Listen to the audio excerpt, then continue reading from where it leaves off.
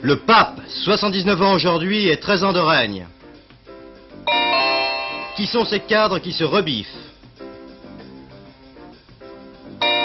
Allemagne, encore 8 jours de campagne pour Schmitt et son adversaire Helmut Kohl. Un secrétaire d'État et les honneurs militaires pour l'arrivée de Ramsès II au Bourget. Monsieur Sarkis peut-il réussir l'unité de son pays? C'est notre dossier. Mesdames et messieurs, bonsoir et merci de commencer votre soirée en compagnie de la rédaction d'Antenne 2. C'est de Damas que nous parvient la nouvelle la plus spectaculaire et la plus tragique aussi de ce week-end. Damas, la capitale de la Syrie, où un commando palestinien a tenté de prendre en otage, et y a réussi quelques instants, les quelques 200 clients d'un grand hôtel du centre de la ville. L'armée immédiatement alertée a encerclé l'hôtel. Bilan, le chef du commando tué, les autres membres arrêtés, mais aussi 4 morts, 4 innocents du côté des otages et une trentaine de blessés. Pourquoi ce coup de force palestinien à Damas? Peut-être pour se venger d'avoir été chassé du Liban, mais c'est une question. Le Liban précisément qui, depuis 2 jours, vit à l'heure de la diplomatie. Le nouveau président de la République multiplie les contacts. Les leaders des 2 camps s'en vont dans le monde arabe prêcher leur cause. Mais pour quelle paix? C'est en fin de journal le dossier de ce soir.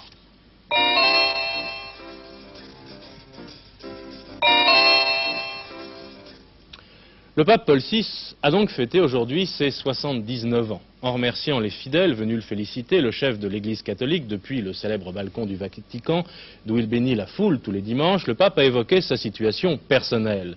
Nous sommes, a-t-il Saint-Père, nous sommes désormais arrivés au soir de notre journée terrestre, ce qui voulait peut-être dire que le pape, en tout cas cela voulait le dire en clair, que le pape pour la 2e fois évoquait publiquement sa propre fin, mais en même temps le sens de sa mission.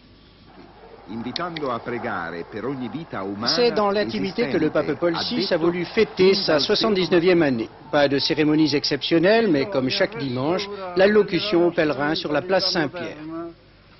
Dans son allocution, axée sur une défense de la dignité de la vie humaine, Paul VI a évoqué notamment sa longue bataille contre la légalisation de l'avortement dans de nombreux pays. Nous autres, chrétiens, a dit Paul VI, nous sommes les défenseurs de l'homme, de son intégrité. Puis, au cœur du discours, la phrase. Nous sommes désormais arrivés au soir de notre journée terrestre. Quelques mots dits simplement sur un thème qu'en 3 mois, le pape a repris 2 fois, celui de sa propre mort. La petite phrase de Paul VI va certainement de nouveau susciter ces bavardages qui, depuis 3 ou 4 ans, reviennent à la surface à chaque fois que le pape évoque son grand âge et le jour inéluctable de sa disparition. Paul VI fête aujourd'hui son 79e anniversaire, il est très fatigué, son arthrose le gêne beaucoup, et dans les discours qu'il tient, on le sent comme accablé par les problèmes divers qui l'assaillent, et sur ce plan, l'affaire Lefebvre et ses retombées l'ont beaucoup éprouvé. Il y a quelques années, il a fixé à 75 ans l'âge du repos pour les évêques. Les cardinaux, eux, ne peuvent plus être électeurs du pape au-delà de 80 ans. Alors la question se pose. Paul VI, qui a 79 ans, prendra-t-il pour lui-même les dispositions qui s'appliquent désormais aux évêques du monde entier? S'accordera-t-il une retraite que justifierait l'un des pontificats les plus difficiles de l'histoire? 2 papes avant lui l'ont déjà fait, l'un fut même canonisé. Mais pour l'heure, Paul VI règne et c'est lui qui décide. Jacques Chirac, pour la première fois depuis qu'il a quitté Matignon, est apparu en public hier à l'occasion de l'inauguration d'une nouvelle liaison rapide des chemins de fer entre Clermont-Ferrand et Limoges. Au cours d'un banquet à Ussel, il a annoncé, en présence de l'intéressé, que son suppléant, le docteur Bellecour, démissionnerait le 2 octobre, le jour de la rentrée parlementaire, pour lui permettre, bien entendu, de retrouver son siège à l'Assemblée. Réaction immédiate de la gauche, les radicaux hier, les socialistes et les communistes aujourd'hui, ont annoncé qu'ils feraient de cette élection partielle un test national et un combat de toute la gauche contre la politique gouvernementale. C'est à l'occasion de l'inauguration d'un autorail ultramoderne à Ussel, en Corrèze, son département, que Jacques Chirac a fait sa première réapparition officielle. En effet, on ne l'avait vu ni en public ni à la télévision depuis le 25 août, date de sa démission du gouvernement. À Ussel, il a pris la parole en tant que président du Conseil général de la Corrèze. Il s'est abstenu de parler politique, se contentant d'évoquer le développement économique du Massif central. Dans son discours, on a tout de même remarqué un hommage à ce sujet à M. Giscard d'Estaing, mais aussi au président précédent, M. Georges Pompidou. De cette politique, qui, je le rappelle, tient à une initiative prise par le président de la République, M. Valéry Giscard d'Estaing, qui a décidé de lancer un important plan de développement de notre région du Massif central, Auvergne, Limousin et quelques départements limitrophes. Initiative importante, généreuse, qui avait été préparée par l'action dynamique et efficace menée dans le cadre de la rénovation rurale, elle-même à l'initiative de son créateur, M. Georges Pompidou, ancien président de la République, et qui a marqué déjà profondément cette région. L'élection partielle qui permettra à l'ancien Premier ministre de retrouver son siège de député aura lieu vraisemblablement dans le courant du mois de novembre. Mais la véritable rentrée politique de Jacques Chirac, elle aura lieu plus tôt, le 10 octobre. À Périgueux, il doit en effet participer aux assises départementales de l'UDR.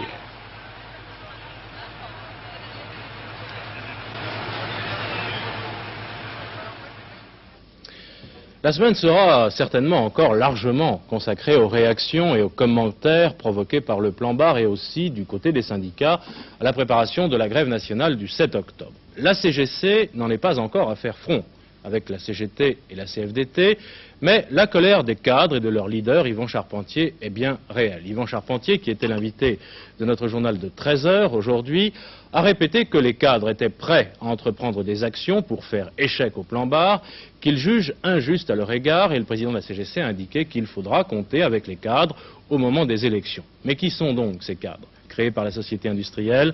Hervé Claude.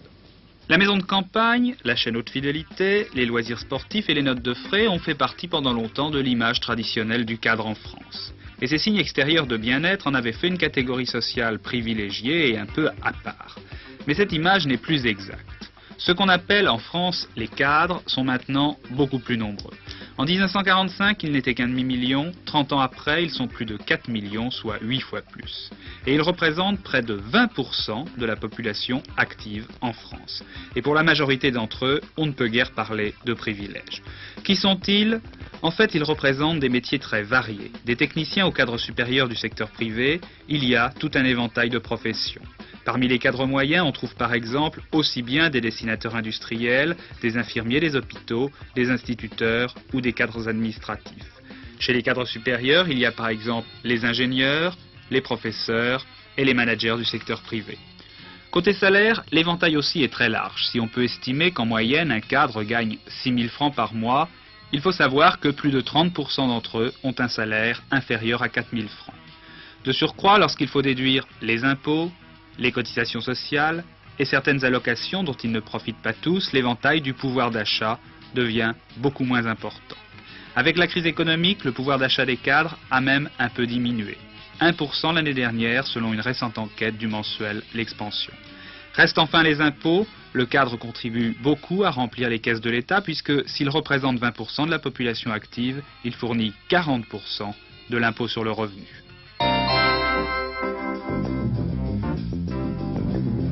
À quelques mois de l'ouverture du centre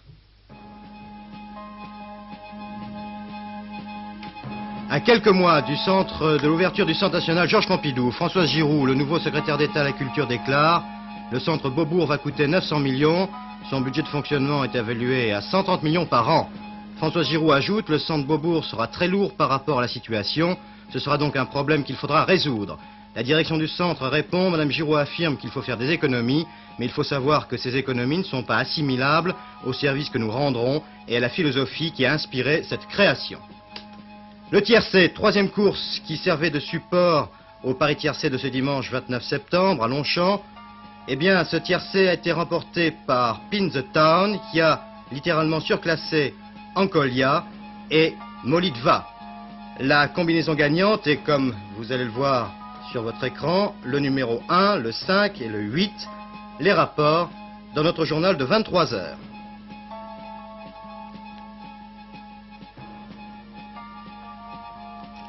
La Chine a procédé dimanche avec succès à un nouvel essai nucléaire, annonce ce soir l'agence Chine Nouvelle.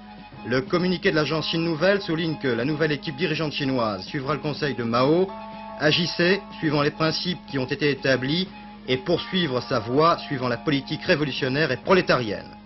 Le nouvel essai nucléaire chinois a été annoncé très rapidement alors que le pays observe toujours le deuil du président Mao Tse-tung, décédé à Pékin le 9 septembre dernier.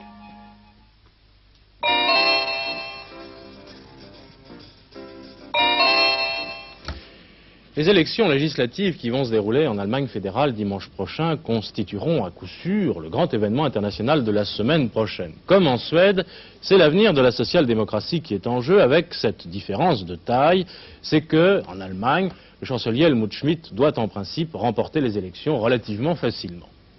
La campagne électorale, qui est extrêmement intense depuis plusieurs semaines, a révélé un nouveau personnage dans la palette politique allemande, Helmut Kohl, véritable vedette de cette campagne au sein du parti chrétien-démocrate de M. Strauss. Selon un dernier sondage, Helmut Schmidt et ses amis libéraux doivent normalement gagner les élections allemandes de dimanche prochain. Cette victoire, ils l'acquerront cependant de façon très difficile. Leur avantage ne dépassera en effet même pas le 1%.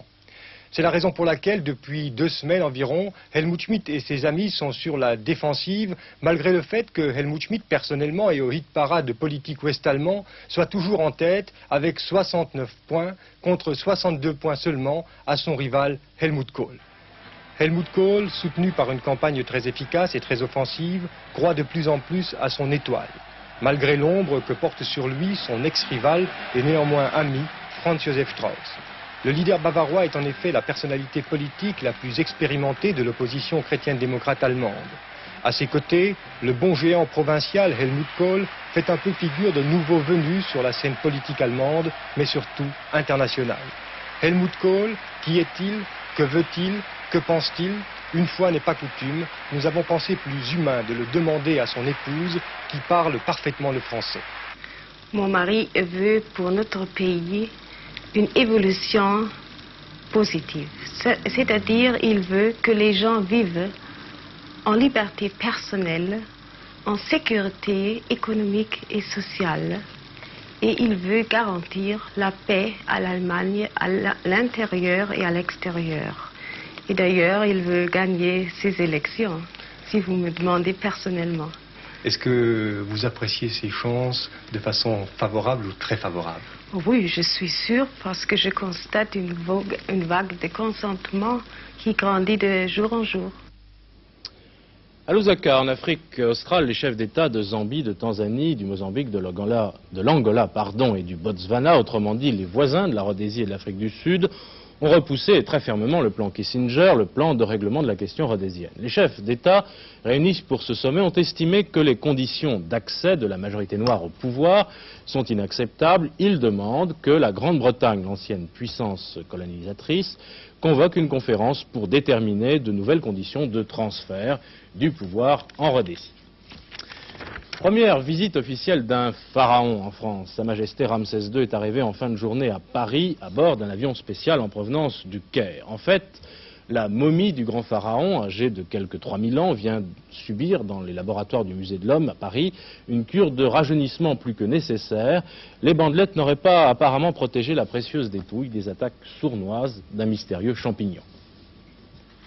C'est la première fois depuis sa momification, il y a quelques 3000 ans, que Ramsès II vient à Paris.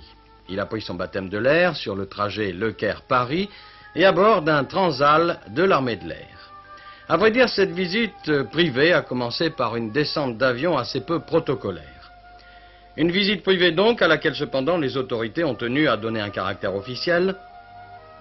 Un détachement de la garde républicaine a rendu les honneurs militaires à celui qui fut sans doute le plus grand pharaon.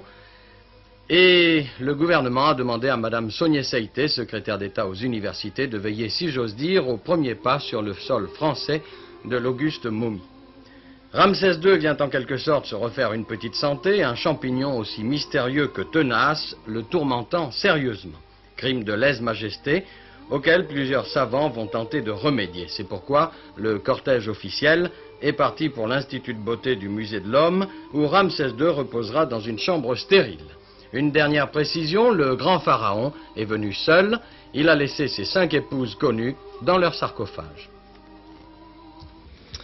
De toute cette journée sportive dont vous avez pu suivre le compte-rendu tout à fait complet dans l'édition spéciale du service des sports, juste avant ce journal de 19h à 20h, j'ai surtout retenu la seconde place de Raymond Poulidor dans la course Tour Versailles, derrière le Belge De Witt. Raymond Poulidor deuxième, ce n'est pas aujourd'hui qu'il va changer ses habitudes. Un grand favori dans ce Tour Versailles, Freddy Mertens, le voici, le champion du monde, effectue un retour dans le peloton, un peloton pourtant lancé à plus de 40 km/h. C'est la chasse, les chasseurs sont là, ils ont délaissé le gibier pour regarder passer un instant ce peloton. C'est un tableau traditionnel. Tous les favoris ont en réalité aujourd'hui été battus, sauf l'un d'entre eux, le plus âgé, nous l'avons dit, Raymond Poulidor. Auparavant, sur la route de Versailles, on s'est quand même beaucoup démené. Et voici d'abord l'attaque de Raas. Ici ce n'est pas Raas, mais celui qui l'emmène avec lui, c'est-à-dire Jeremko, un Belge, vainqueur de 13 courses chez les amateurs. Raas, lui, vous l'avez reconnu, il portait le maillot de champion de Hollande. Poulidor est en tête du peloton. Il n'a pas dit non plus son dernier mot. Cela se passe près de Dourdan et à 50 km de l'arrivée, cette échappée ne sera plus qu'un souvenir. Voici encore Raas et Jeremko et le peloton qui va les passer. Poulidor, toujours dans le peloton, mais il cherche une occasion de s'en sortir, alors que voici, ici, un Allemand, l'une des révélations de cette épreuve, l'Allemand Thurau, 22 ans, et il fut la révélation de cette épreuve également l'an dernier. Il entraîne avec lui, le voici, Lualdi, un Italien, coéquipier de Vlaminck. Lualdi ne veut pas mener, mais derrière, Raymond Poulidor amorce la contre-attaque avec, dans sa roue, le sympathique Dinanais Robert Boulou. Le Dinanais Robert Boulou, bien entendu, mais il y a aussi, regardez-le sur la gauche, Ronald De Witt. C'est le premier passage ici à Versailles, et les coureurs s'acheminent vers l'arrivée. De Witt va très vite au sprint, il a 30 ans, il a remporté de nombreuses étapes dans le Tour de France, il a remporté une épreuve du Trophée Ardennais, il s'agit de Liège-Bastogne-Liège, c'est le plus vite, c'est le plus rapide au sprint, et là il ne va laisser aucune chance à ses équipiers. Regardez, Boulou en 3e position est déjà battu, et Raymond Poulidor, l'éternel second, terminera une fois encore 2e, mais tout de même quel exemple pour les jeunes.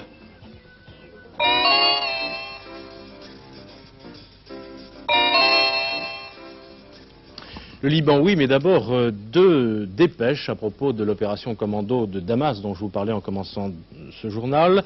Le commando qui a pris d'assaut dimanche matin l'hôtel Semiramis de Damas appartient au Fatah, principal mouvement de la résistance palestinienne, affirme dimanche soir un communiqué que voici officiel syrien. Mais une autre dépêche contredit ce communiqué.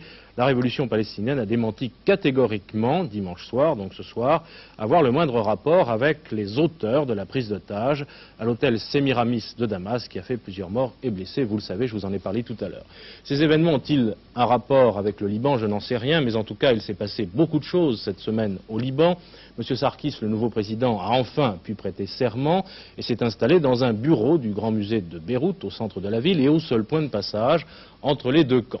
Le Premier ministre, M. Rachid Karameh, a démissionné et M. Jumblat, le leader des forces progressistes, est parti aujourd'hui pour une tournée diplomatique dans les capitales arabes. Le premier geste du président Sarkis a été d'accepter le sommet arabe à 6 que lui proposait depuis un certain temps le président Sadat. Tous ces événements annoncent-ils le début d'une solution, d'un règlement politique du drame libanais? Je crois qu'il était utile de faire le point, c'est le dossier de ce soir. C'est ici, dans le palais présidentiel de Baabda, que M. Elias Sarkis, le nouveau chef de l'État, a choisi de s'installer. C'est une décision courageuse, car ce palais a été bombardé à plusieurs reprises, et le président de la République, M. Frangier, son prédécesseur, avait dû l'évacuer il y a 6 mois sous les bombes pour se réfugier en zone chrétienne. Le palais présidentiel de Baabda, qui domine quartier chrétien et quartier musulman, camp palestinien, est peut-être le symbole de l'unité du pays. Une unité que M. Elias Sarkis aura sans doute beaucoup de mal à refaire. Voici l'homme sur qui repose la lourde tâche de faire la paix dans un pays ravagé par 18 mois de guerre civile. Pourtant, au moment même où M. Sarkis tente de s'installer au pouvoir, les milices, à droite comme à gauche, continuent de mobiliser. Palestiniens et phalangistes augmentent sans cesse leurs effectifs. Chaque dimanche ici, de nouvelles recrues des milices chrétiennes viennent prêter serment. Ces jeunes phalangistes chrétiens, dont certains n'ont pas 13 ans, iront comme les autres se battre sur le front. La plupart sont des écoliers ou des étudiants qui ont appris à porter les armes après 1 mois passé dans ce camp d'entraînement. Pris dans la tourmente de la guerre civile, on imagine difficilement qu'ils retourneront de sitôt sur les bancs de l'école, même avec un nouveau président de la République. Les phalangistes chrétiens se déclarent prêts pourtant à coopérer avec le nouveau chef de l'État. Tout d'abord, c'est une personne qui a collaboré au niveau des instances internationales, qui est admis, par exemple, au sein du cercle monétaire international, qui a fait ses preuves dans ce domaine. C'est une personne qui est valable aussi du point de vue arabe, c'est un interlocuteur arabe valable, c'est un interlocuteur libanais valable, c'est-à-dire c'est un interlocuteur admis un peu par toutes les factions.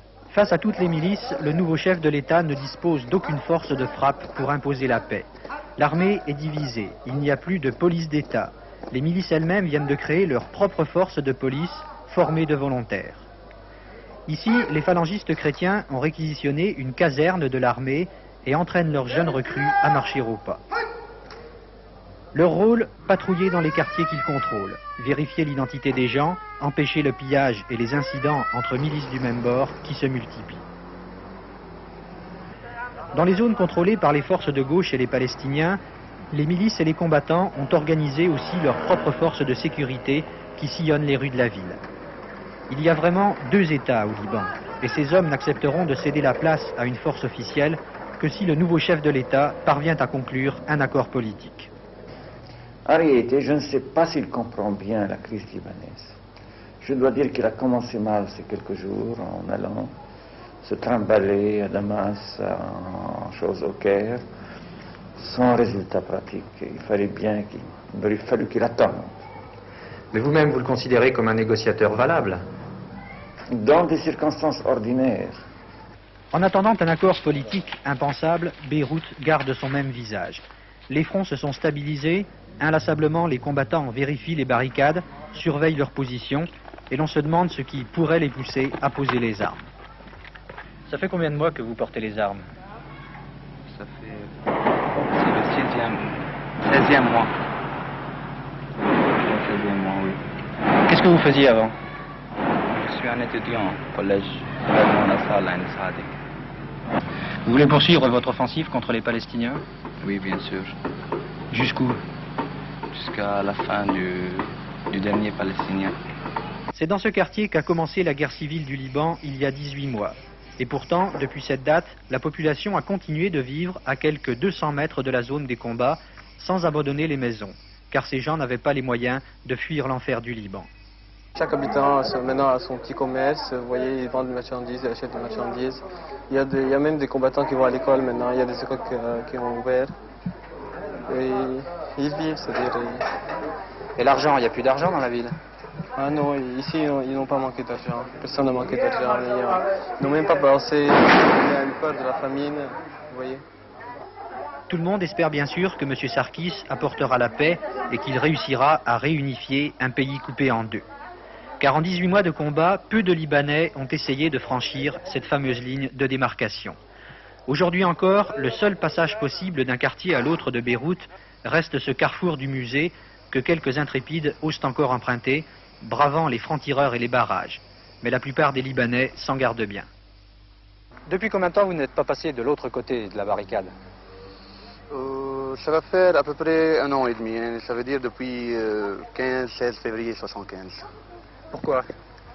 Vous savez très bien que quand ça a commencé à avoir les histoires au Liban, ils ont commencé par être chrétiens ou musulmans, quelque chose comme ça, alors on a eu peur de passer. Et dernièrement, quand c'est devenu quelque chose, on sait très bien que la fête est maintenant entre le Liban et la Palestine. Malgré les combats, les massacres et 40 000 morts, les ponts ne sont pourtant pas coupés. Et l'espoir pour le nouveau chef de l'État, c'est peut-être encore cette seule voie de passage d'un quartier à l'autre de Beyrouth, où des gens, qui se risquent parfois même à pied, maintiennent sans le savoir le dialogue dans un pays partagé. Vous avez vu ces images, les images du musée, les images du palais présidentiel dévasté. Il semble bien que le président Sarkis hésite encore à se déterminer sur le lieu où il siégera, où il pourra recevoir ses visiteurs. Et ils sont nombreux, je vous l'ai dit tout à l'heure. Le temps pour terminer, il restera doux sur toute la France demain avec des températures maximales de l'ordre de 23 à 26 degrés. De la Bretagne au bassin aquitain et au golfe du Lion, le ciel sera souvent très nuageux avec quelques averses.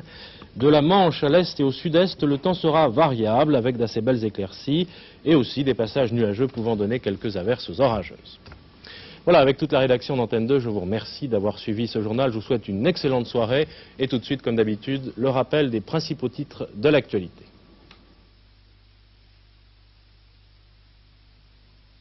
Pour la première fois, des Palestiniens frappent au centre de Damas en Syrie. Paul VI a fêté ses 79 ans. Le tiercé, il fallait jouer le 1, le 5 et le 8. Dernier journal à 22h50.